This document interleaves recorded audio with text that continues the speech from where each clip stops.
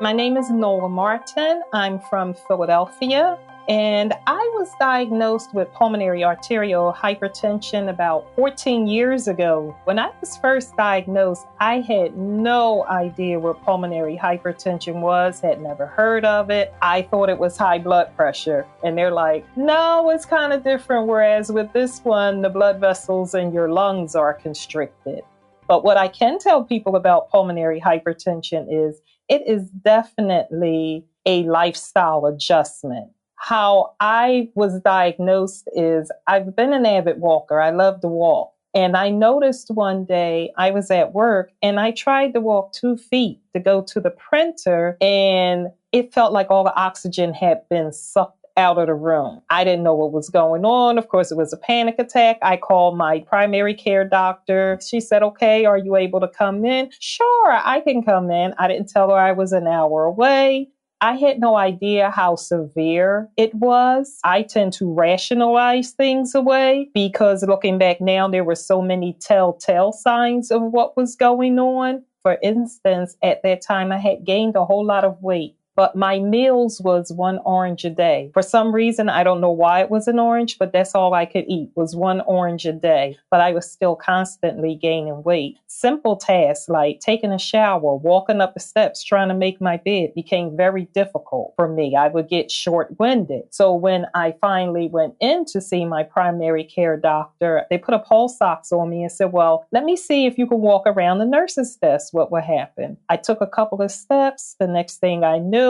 it was like the oxygen really got sucked out of the room. They put me into a wheelchair and whisked me over to the ER. They were like, your oxygen level plummeted to like 85. Your heart rate went up to 125 and was rising. And that was the first time, once I was admitted, that I learned what pulmonary hypertension was. And my diagnosis came from a right heart catheter. I had so many echocardiograms too, and I was told at that time that I had so much fluid too around my heart. They were like, we don't even know how you walked in here. I went in the hospital weighing 213 pounds and came out weighing about 180. And they were like, that's how much fluid you had on you. I take diuretics daily because the fluid will come back. You have to watch salt intake. I've never been one that was big on salt anyway, so that wasn't the issue for me. My biggest issue was I was limited to the amount of fluid intake. I was only allowed to have 64 ounces of fluid a day, and that included anything that had water in it, like fruit. That included ice cubes. In the summertime, I can go through 64 ounces of water in the morning. So having to limit my fluid intake, that was the biggest obstacle for me. Or so I thought, until later on when it came to trying to do those chores. Like I said, something simple as taking a shower became very difficult because of the steam in the shower. It would make it difficult for me to breathe. So I was on 2 liters of oxygen that I had to wear 24 hours a day. I never knew how strenuous vacuuming could be, but that would also make my oxygen level plummet. Trying to make my bed, just getting dressed. Sometimes in the morning, in your mind, even with an illness like this, you just go on about doing your daily routine and you think it's fine. Okay, I can do this. But the moment I would start to move, that's when my oxygen levels would plummet and my heart rate would increase.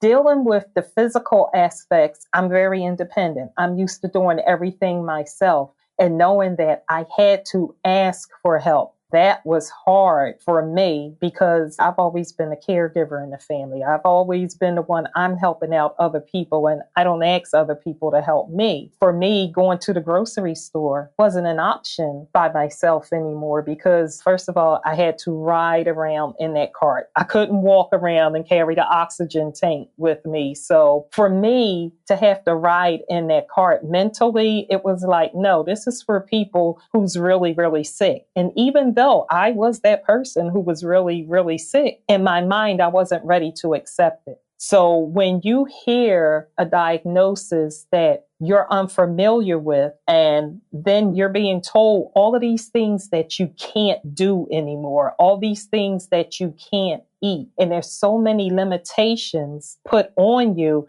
mentally, it's very trying. And you go from being angry, like, well, what did I do? I do the right thing. I help people. Like, why did this happen to me? Or did I do something that caused this? And because no one else in my family had this, it's like, well, it had to be me. I had to be doing something wrong because no one else in my family that I knew of had this illness but me. You get judged by the way you look. And because with pulmonary hypertension isn't something that they can see what is going on the inside of your body, you're judged by what they can see on the outside of your body. So when people look at you and they see the weight gain and the different things going on, the first thing they say, well, diet and exercise. If you diet and exercise, you'll be fine. Well, it wasn't just the weight gain, it was also the fatigue. You get exhausted from getting up in the morning and take a shower. I could wake up and say, oh, I feel great. In my mind, I'm going to do this, this, and this. But by the time I go and brush my teeth and take a shower, I'm exhausted. I don't feel like doing anything. So sometimes plans with family and friends had to be canceled. So then you stop getting invited to certain things because it's, well, you're not going to show up anyway. So we just stopped inviting you. So that kind of gets to you too mentally because it's like, well, wow, now I feel like I'm letting people down or people don't want to be around me. Or it's a thing where it's, oh, well, she's going to be sick and nobody wants to be around a sick person, that we have to watch what we say and what we do because it's like, well, you smoke, but you can't be around me smoking. I'm wearing oxygen. There's a lot physically and mentally that comes along with this that you just have to make an adjustment for.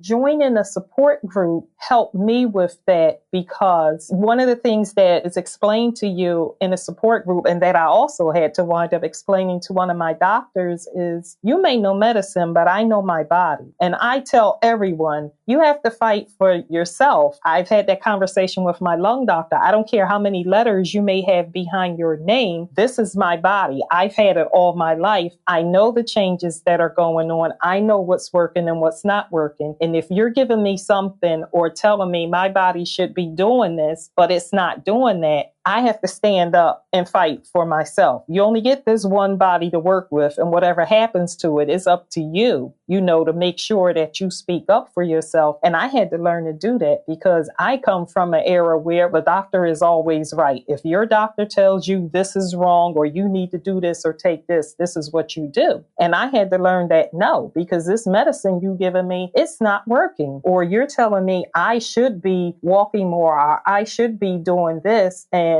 my body is responding differently than what you're telling me. So I always tell everyone, even in our support groups, when I tell my story is my story. pH affects everyone differently. You know your body. If something isn't right, you have to stand up for yourself and let them know. Don't let anyone silence your voice when it comes to your health or anything else. My self-advocacy for me started 3 years into my diagnosis with pulmonary hypertension. I was taking a medication that I was on it for about 3 years and it stopped working. I felt as though it stopped working because even though I was following my routine of what it is I was supposed to do, taking the medicine, eating the foods that I'm supposed to eat, keeping my water intake down, no salt, things like that, I was starting to gain the weight again. I was starting to be tired more, have more fatigue. My iron level had dropped. My iron was so low till I was getting IV infusions and it wasn't raising it any. So I said something is wrong. And my doctor at the time felt as though it wasn't. He's like, no, the medicines that you're on, it's been working all this time. And I said, yeah, but I'm not a textbook case. Medicines don't always work. They do stop working. Your body sometimes adjusts to the medicine that they take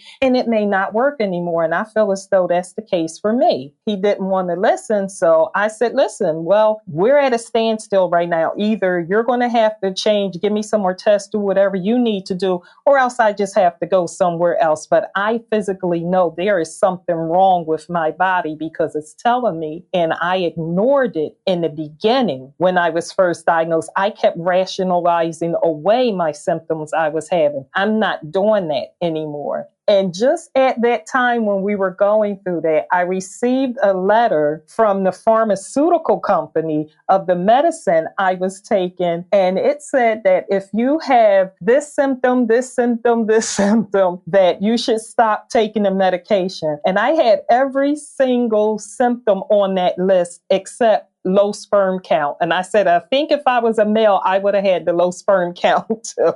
So I took that to my doctor and I said, this is what I received from the pharmaceutical company. And I'm having every last one of these symptoms on here. And the low iron was one of them. And I said, you can see that I've been doing iron infusion and it's not working. So then from that, that's when we had more tests done. A new medication was induced. And that's why I tell people, you have to fight for yourself. You know that something is wrong with your body, stick up for yourself.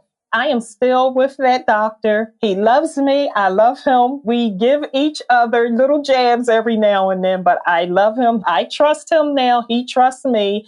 And he told me, he said, Nola, you are one rare patient. I said, well, we all are. We have a rare disease. We're all rare patients. He said, well, you're special because, boy, I tell you, you the one tell me, doctor, he was like, you say, you can't treat all patients the same. Everybody is not a textbook case. He said, you drilled that and drilled that. And he said, I get it. Sometimes, doctors know best, but, I appreciate you sticking up for what you really believe something was wrong with you and you stuck with it. And I'm like, well, that's one thing you've learned about me. So 13 years later, he told me I abandoned him for his nurse practitioner because I see her more now. But I said, because you're more on the research side.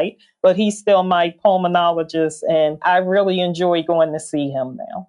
My journey with PH today is a little different from what it was when I was first diagnosed years ago. For one, I'm no longer on oxygen, which is great. I enjoy the freedom of moving around without that, but I also have to still limit myself because even though I'm no longer on it, and there may be days when I feel like, oh, I can do this, I can do that, it'll easily shut you down and let you know, okay, I'm still here. You're doing too much today. But what I also just found out from a test that I have is that I now have to take 2 medications for my pulmonary hypertension. I was just on one. They found that my lungs had a little scarring. It's moderate, as they call it. So now I have an inhaler that I take along with my regular oral medication. I do find as time goes on, I'm getting more fatigued. I'm not as active as I used to be, which is kind of hard to believe. It's like I was so sick I could hardly move around. But in between those years, there were some good years where I was a little more active. I still can't master, though, walking in the sand on the beach. That's still challenging. I never realized